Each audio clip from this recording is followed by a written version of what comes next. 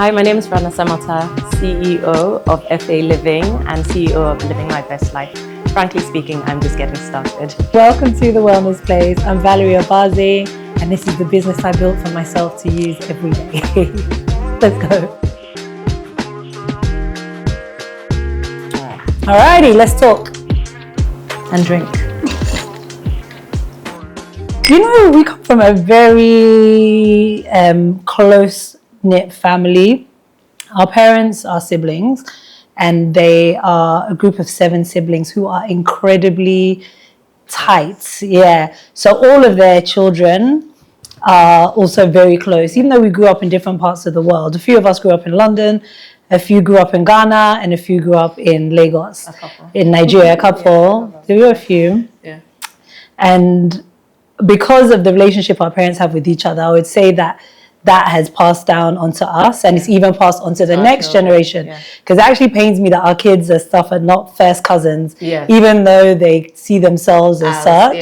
They're all pretty close, even though the ages differ. So they go from what Say is going to be 18. Yes. And then the twins just turned 17. 18 down to Amaris. 2 or 3? Oh, okay. Only lives 1. Yeah. So there's a lot of kids, and we're all over the globe, but yeah, we're close. And the majority of us are in Ghana now. So let me try saying that the closeness of the parents helps. So like my dad and her mama, brother and sister, and they're extremely close. So very similar. they are very similar, yes. They're not the oldest. They're not the oldest, but they have. They think they are. Yeah, let me be polite. They're pretty cool. So naturally, when we lived, so I grew up in Nigeria, Val grew up in England, and then when I moved to England in my teens, it was not only natural that we gravitated towards each other. So from what I understand, when my dad moved to England, he stayed with your mom. Probably. Yes, and then when we moved to England, like we'd stay in each other's houses, mostly we'd stay in Dublin. It was just natural that we gravitated towards each other, and then it's helped that Val married a Nigerian and moved to Nigeria. And no, but let's stop. Wait, there's before that. Because you grew up in Nigeria and then you came to England at what, 13 or something? 13, so even though school years, I'm like, you were 14ish, because I'd left Christchurch when you started. In November. I was 13 going on 14, I think. Okay, no, you must have been 14 going on 15. Okay, you must have been, because I'd left. That was my point. Okay, yes. I'd left the school. So she came to London, you came to London, and we were living like 5 minutes drive away from each other. And my mom made me go to school you went to. Yeah, exactly. And then your older brother was in the college that I was in. And then the baby Jake came later. And so after 1 year. So we were all in the same vicinity. And so we'd always spend time together. She'll come sleep over mine, I'll go sleep over theirs, because your parents were in and out of the country. So it was essentially you and Adiola and me being the London girl, and my other cousins as well that from London. We would also always be in Upway. So Upway was the house. But so we just used to spend time together. The intentionality of the siblings making sure they're kids. Yeah, of course. And it's just natural. Like they're so close that we've all grown up in each other's houses at some point. And exactly. So now, even when I moved to Nigeria, your parents' home was like my home. And after school, university, Franny went to a different university, but she followed me to my own university. Eventually, me and her brother Adiola were in uni together, and we lived together. Yes, she did. Eventually, she was somewhere. She came and visited us so much, she ended up never leaving at one point. So we ended up living together at university in Coventry, a little bit. And I was going to say that actually, she's a little obsessed with me growing up. Not so much anymore, probably. But you were like the blueprint. Like my mom was always like, Val reads a book. I'm like, Val rides horses. I'm like, I'm not right. And then my mom used to love to she was obsessed with Val's so proper. Val does ballet. I think you did it 1 term. No, I did that. Ballet was my life at some point. Oh, for years. The way I'm upset my children don't do ballet. That's what it used to really upset me, because I was like, it just gives you a good foundation for that's why you sit up straight. So what's interesting is, as we have grown into these fabulous women, if I say so myself, I found that while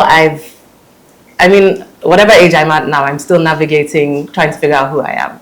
And, you know, that's why we have all those versions of Franny. What number are we on now? 2.0, 3.0, I'm still evolving. I'm finding myself. But I really have always admired how you always knew who you were going to be. Like, when you're doing media studies and then you've worked in PR, which I failed miserably. Wow, you've not failed in life. That's what's important. You somehow managed to. I remember when you were doing R&R and you did PR for all these celebrities, and I remember. Do you remember we went to Sweet Q in Lagos, and one day you're talking, you're like, you just feel like, you know, maybe you're not giving R&R enough attention, and I was like, wow, you do PR so well for other people, why are you not doing it for yourself? I mean, even in that moment, it wasn't jealousy, but I remember just admiring, like, you've always known what you're doing, you've always been in the same space, and even till now, R&R is, in my opinion, apart from a fabulous brand, it's like a function of your PR background, like the amount of work you've put into it. It's like, it was like a PR, what's the word I want to use, experiment that took off. And it's amazing, like however many years it's been. So I know that I'm still enjoying exploring and finding myself, but it's admirable watching you having built this brand from, I remember, I think you just had rerun, I was pregnant with Rume, this is now 15 years ago. Yeah, it's 15 years. We're talking about the names of the products, the name of the brand, things like that, and it's grown into such an amazing brand. And I'm honestly saying this, you know, I don't compliment you. But you actually do. And I think the thing for me, right? As you said, is that that you highlighted a key point, like a pivotal moment in my career. And I know I stayed in like the media comms industry, blah, blah, blah. But I still feel like I'm constantly winging it, you know? And it's always just like take one step at a time. I don't have it all figured out ever. You know, I think there is something in my subconscious that has it figured out, and I'm following some kind of plan, or it just comes together. God is the one, like maybe when I was younger, I said something that I want to be, and God is just putting all the pieces together for me as long as I keep on moving. But I'm not one of those people that has like a 5-year, 10-year, 15-year plan. Some people are really good at that thing, and I just take it day by day, honestly, and I just try and learn as I go, and just put effort into learning so that I can grow myself, grow my business or whatever. So sometimes I know from the outside it looks like I have it all together to a lot of people, but it's I always say I'm like a swan, you know, you're graceful above the water, but underneath your feet are doing this because you're just trying to keep up. And I think for you, an interesting analogy. And I think for you it's our lives are so similar in like who we are, our family background and stuff, but who you are and what you've become is completely different to what I do, but you are significant. You are a star in your own right. Yeah, of course. And I'm saying that whatever what you've chosen to do is like what your path has led you down, and you've tried different things, and you know what works, and what you're good at is also your cutoff game is strong.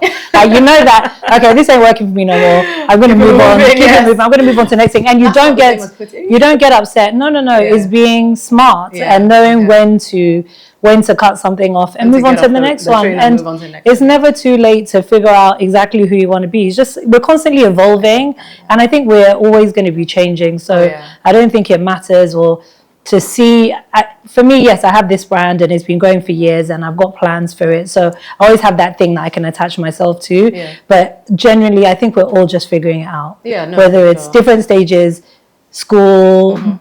Wifehood, is that a word? Motherhood. And then motherhood, and that one never ends. That's the one that's really kicking my butt right now. Yeah, exactly. And you had twins. We're good, So and I think that's part of what even, like, you know, just the whole motherhood journey. I love that also as cousins, we all kind of followed each other. Like, okay, it was like, oh, she started it. Okay, it's time. Let's all just know that we're grown adults. And everyone's doing something different. But for me, it was just like, I just thought at the time. So what I would say is I thought at the time my role in life was this whole motherhood, nurturer.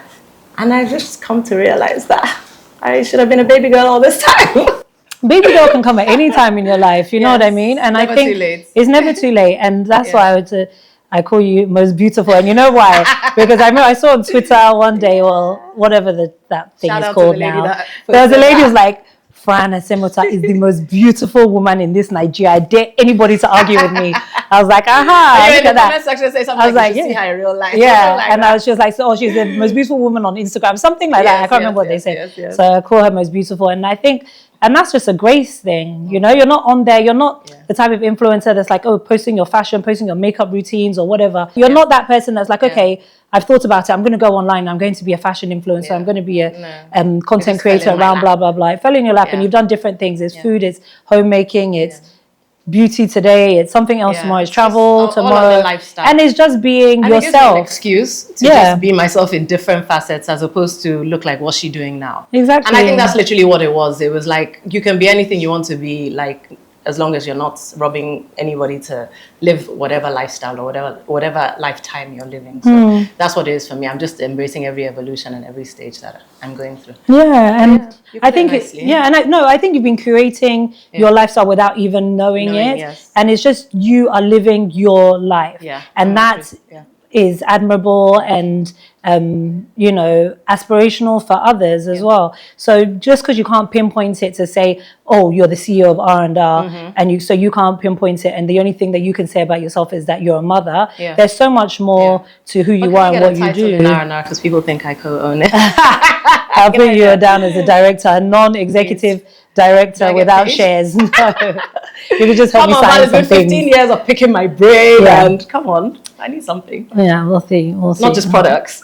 Yeah, exactly. Free products for life. Yeah. No. I mean, I'm proud of how far we've come, and everyone's, because I mean, what the most important thing as well is like making sure that we're not, I don't think I've ever felt jealous of your growth or your journey. Like, I've admired it because, you know, your light shining doesn't dim mine in any way. Like, it's pretty, no, it never should. It's pretty awesome because, like, honestly, business-wise, I'm like, I wish I could do about us, but if you put it in front of me, God knows I wouldn't. Friday goes to me in the morning, when we're together, she's like, where are you going? I'm like, what?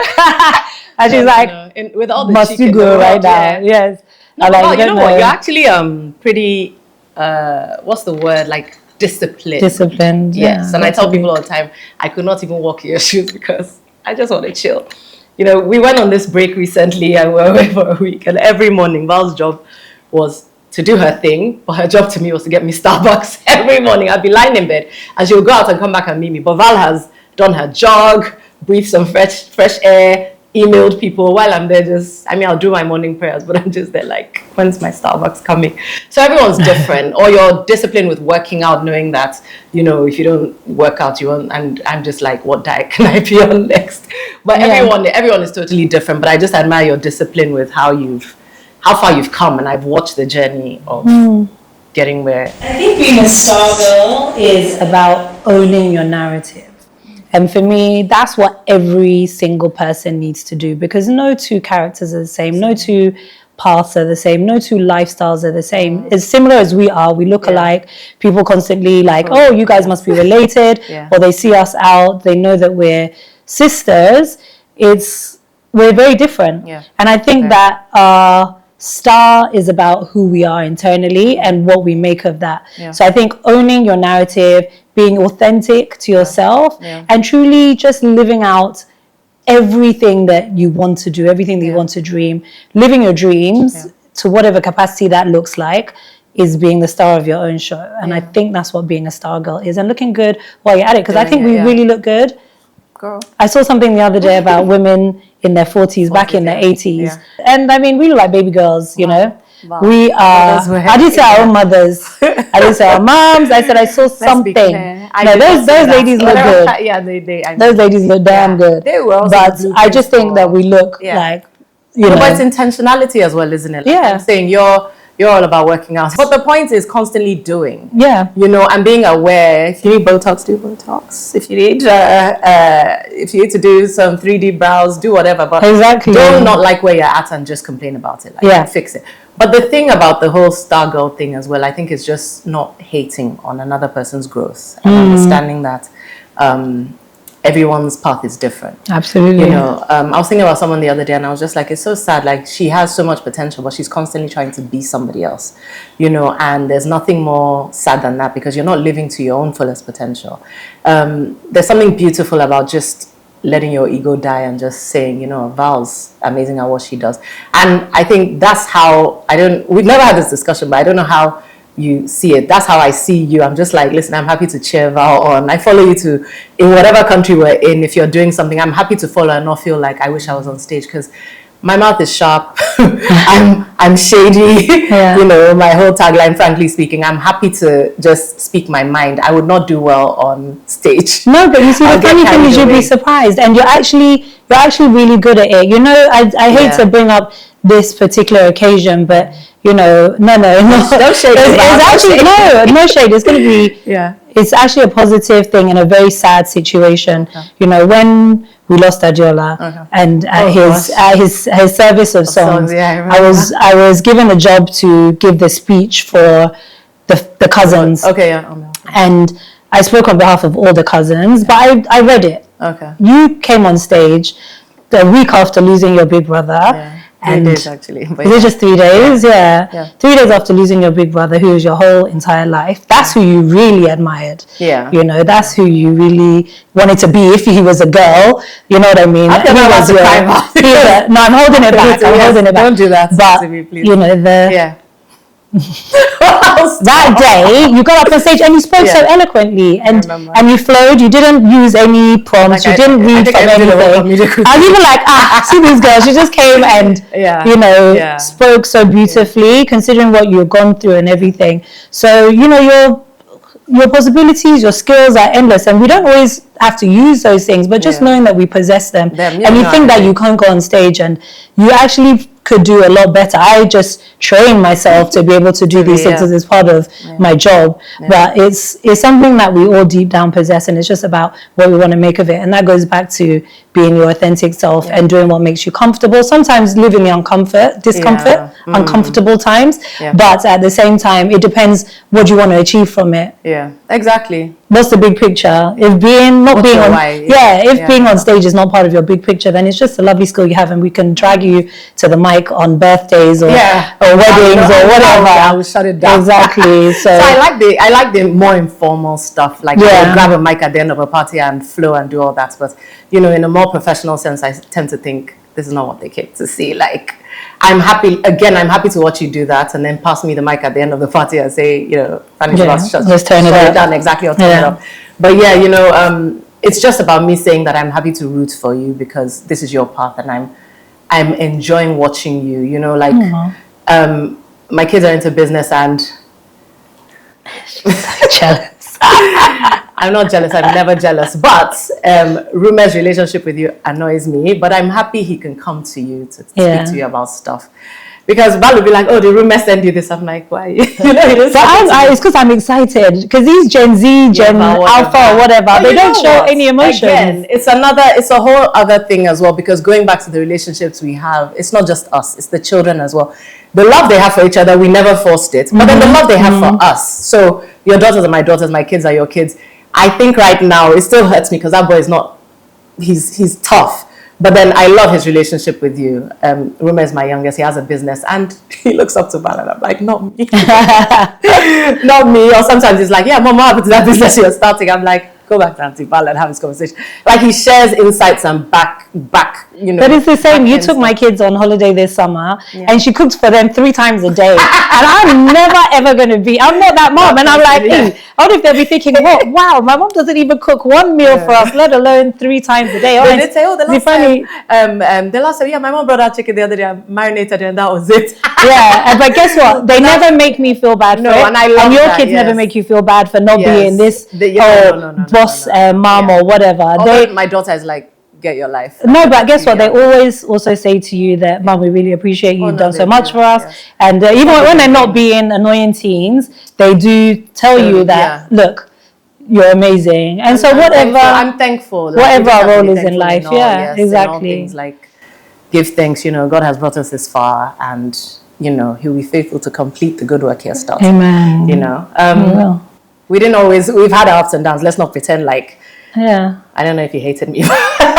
You know, we've had our ups and downs, like we're girls, hormones, you know, we've gotten, but honestly, I'm so thankful for how far we've come. We spoke about it on our DC trip, like it was the most impromptu girls hangouts trip that we had, where there were no interruptions and all that. But I'm so grateful for how far we've come, because I'm not going to let it seem like we've never had issues, stupid issues, nothing. Exactly. I mean, which two humans don't have issues? Don't have, so husband and wife, it's all roses. But we've come so far to understand that there's no actual animosity or hate. Like, when Val says something, because she's been throwing shade at me all evening. I was going to shade her back, but you know what? People think I'm the instigator because they didn't hear. So I'll let you off. But then honestly, Val, I promise you, I'm going to screen record everything you send me. Whenever you're shady to me, I'm going to voice record you being shady. Then I'll attack you. Are you sure you want the public to hear my shade? Val, don't worry. I'm a big girl. I can take it. You know, my mouth is sharp, so I can take shade. But yours is coming. You don't worry. Watch this space.